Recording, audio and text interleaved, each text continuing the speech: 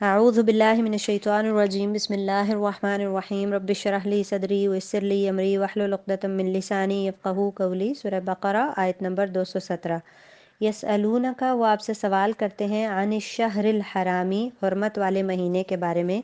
قتال فیہ، اس میں جنگ کے بارے میں۔ قل کہہ دیجئے، قتال فیہ، جنگ اس میں، کبیر،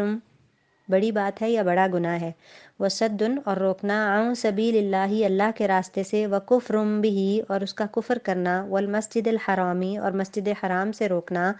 واخراج اہلہ، اور اس کے اہل، اس کے رہنے والوں کا وہاں سے اخراج، نکال دینا، منہ، اس سے، اکبر، بہت بڑا ہے، عند اللہ، اللہ کے نزدیک، والفتنۃ، اور فتنہ، اکبر، بہت بڑا ہے، من القتل، قتل سے، ولا یزالون، اور وہ ہمیشہ رہیں گے، یقاتلونکم، تم سے لڑتے رہیں گے، حتیٰ، یہاں تک کہ یردوکم، وہ تمہیں رد کر دیں، پھیر دیں تم کو، عن دینکم، تمہارے دین سے، ان استطاعوا، اگر ان کی استطاعت ہو، اگر وہ ایسا کر سکیں، ومن یرتدد، اور جو کوئی مرتد ہو جائے، جو کوئی پھر جائے، منکم، تم میں سے، عن دینہ، اپنے دین سے، فیمت،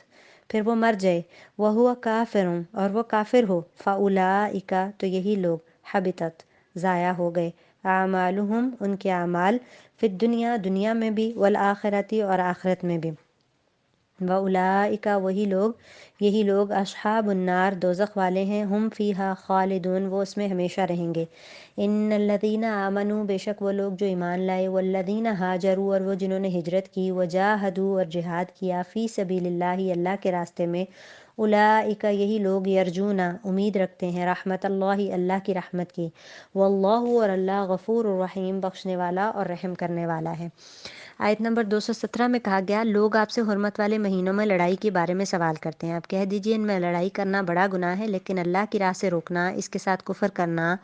اور مسجد حرام سے روکنا، اور وہاں کے رہنے والوں کو وہاں سے نکالنا، اللہ کے نزدیک اس سے بھی بڑا گناہ ہے، یہ فتنہ قتل سے بھی بڑا گناہ ہے، یہ لوگ تم سے لڑائی بھڑائی کرتے ہی رہیں گے، یہاں تک کہ اگر ان سے ہو سکے تو تمہیں تمہارے دین سے مرتد کر دیں، اور تم میں سے جو لوگ اپنے دین سے پلٹ جائیں اور اسی کفر کی حالت میں مریں، ان کے اعمال دنیاوی اور آخروی سب غارت ہو جائیں گے، یہ لوگ جہنمی ہوں گے اور ہمیشہ ہمیشہ اس میں رہیں گے۔ تو یہ جو کہا کہ حرمت والے مہینوں میں لڑائی کے بارے میں پوچھتے ہیں، تو ہوا یہ تھا کہ رجب، ذوالقعدہ، ذوالحجہ اور محرم، یہ 4 مہینے زمانہ جاہلیت میں بھی حرمت والے سمجھے جاتے تھے، ان میں لڑائی ناپسندیدہ تھی، اسلام نے بھی ان کی حرمت کو برقرار رکھا۔ نبی کریم صلی اللہ علیہ وسلم کے زمانے میں ایک مسلمان فوجی دستے کے ہاتھوں رجب کے مہینے میں ایک کافر قتل ہو گیا، بعض کافر قیدی بنا لیے گئے، مسلمانوں کے علم میں یہ نہیں تھا کہ رجب شروع ہو گیا ہے، کفار نے مسلمانوں کو طعنہ دیا کہ دیکھو یہ حرمت والے مہینے کی حرمت کا بھی خیال نہیں رکھتے، جس پر یہ آیت نازل ہوئی کہ یقیناً حرمت والے مہینے میں قتال بڑا گناہ ہے، لیکن حرمت کی دہائی دینے والوں کو اپنا عمل نظر نہیں آتا، خود یہ اس سے بھی بڑے جرائم کے مرتکب ہیں، یہ اللہ کے راستے سے، مسجد حرام سے لوگوں کو روکتے ہیں، وہاں سے انہوں نے مسلمانوں کو نکلنے پر مجبور کر دیا، اس کے علاوہ کفر اور شرک جو یہ کر رہے ہیں، یہ تو اس قتل سے بھی بڑا گناہ ہے۔ تو اس میں یہ بتایا گیا کہ جو یعنی اگر مسلمانوں کو یہ عمر مشتبہ تھا کہ حملہ جو رجب کی آخری یعنی جمادی الثانی کی آخری تاریخ تھی، غالباً رجب کی پہلی تھی، یعنی ان کو مشتبہ ہو گیا نا کہ اس میں انہوں نے حملہ کر دیا، لیکن کفار نے مسلمانوں کے خلاف اتنا شدید پروپیگنڈا کیا، حالانکہ اس جھڑپ میں جو کچھ ہوا وہ نبی کریم صلی اللہ علیہ وسلم کی اجازت کے بغیر ہوا، اور جب وہ دستہ جو قیدی اور مال غنیمت کو لے کر آپ صلی اللہ علیہ وسلم کے پاس حاضر ہوا، تو آپ نے اسی وقت ان کو بتایا کہ میں نے تمہیں لڑنے کی اجازت نہیں دی تھی، آپ نے ان کے لائے ہوئے مال غنیمت میں سے بیت المال کا حصہ لینے سے بھی انکار کر دیا، اور اس پر ملامت بھی کی، لیکن ساتھ ہی ان کو کہا جا رہا ہے کہ چلیں یہ امر تو ایسے تھا، لیکن اب جو تم کر رہے ہو اپنے اعمال کو بھی تو دیکھو، مسلمانوں سے تو یہ فعل غلطی سے اتفاقاً ہو گیا، لیکن تم تو جان بوجھ کر اتنے بڑے بڑے جرم کر رہے ہو، اللہ کے راستے سے روکنا، اس کا کفر کرنا، مسلمانوں کو عمرے سے بھی روکا، مکہ سے بھی نکال دیا، اور جو اذیتیں اللہ کے راستے میں تم مسلمانوں کو اتنے سال دیتے رہے ہو، مار پیٹ، جلا وطنی، ظلم، اور یہ عین حرم میں ہو رہا تھا، مہینے کی حرمت بجا، اس کو ہم مانتے ہیں، لیکن اس شہر کی بھی تو حرمت ہے، تو تم تو اس کا بھی لحاظ نہیں کر رہے، اور پھر کہا کہ یہ تو تم سے لڑتے ہی رہیں گے یہاں تک کہ یہ تمہیں تمہارے دین سے پھیر دیں، تو یہ جنگ تو ہمیشہ رہے گی، یعنی ان کو کہا کہ یہ تو اپنے کفر پر اڑے ہوئے ہیں، اور جب تک یہ اڑے ہوئے ہیں تو یہ تو تمہیں بھی نہیں جینے دیں گے، تم انہیں معمولی دشمن نہیں سمجھو، کیونکہ جو دین حق سے پھیرنا چاہتا ہے وہ تو تمہارا بدترین دشمن ہے، کیونکہ وہ تمہاری دنیا ہی نہیں خراب کر رہا، وہ تو تمہاری آخرت کو خراب کرنے کے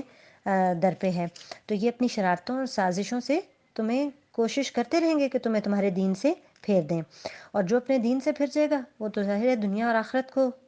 اپنی دنیا اور آخرت کو برباد کر لے گا۔ جو اسلام سے پھر جائے گا اس کی دنیاوی سزا تو قتل ہے، اور آخرت میں اس کی سزا بھی بیان کی جا رہی ہے کہ جو کفر اور ارتداد میں ایسے ہی مر گئے تو ان کے اعمال ضائع ہو جائیں گے دنیا اور آخرت میں۔ اور جس طرح ایمان لانے سے پچھلے گناہ معاف ہو جاتے ہیں، اس طرح کفر اور ارتداد سے پچھلی نیکیاں بھی برباد ہو جاتی ہیں۔ تو یہ اگر کوئی مرتد ہو اور پھر کفر کی حالت میں ہی اسے موت آ جائے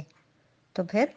اس کے اعمال ضائع ہو جائیں گے اور وہ آگ میں ہوگا اور وہ اس میں ہمیشہ رہیں گے۔ پھر کہا البتہ ایمان لانے والے، ہجرت کرنے والے، اللہ کی راہ میں جہاد کرنے والے ہی رحمت الہی کے امیدوار ہیں۔ اللہ تعالیٰ بہت بخشنے والا اور بہت زیادہ مہربان ہے۔ تو جو لوگ ایمان لائے، ہجرت کی، جہاد کیا، تو پھر اللہ ان کے حق میں غفور الرحیم ہے، یعنی عمل کر کے دکھایا، عمل کی کوشش کی۔ یہاں جہاد کا لفظ ہے، ایک جہاد ہے اور ایک قتال۔ قتال جہاد کی ایک قسم ہے، بہت اہم قسم ہے۔ اس کے علاوہ جہاد کی بہت ساری قسمیں ہیں۔ جو مجاہد تو وہ ہے جو اپنے نفس کے خلاف بھی جہاد کرے، جو مال سے اللہ کے راستے میں جد و جہد کرے، علم سے کرے، قلم سے کرے، زبان سے کرے، اور سیف تلوار سے کرے، تو پھر ہتھیار سے کرے، تو پھر وہ قتال ہوگا۔ تو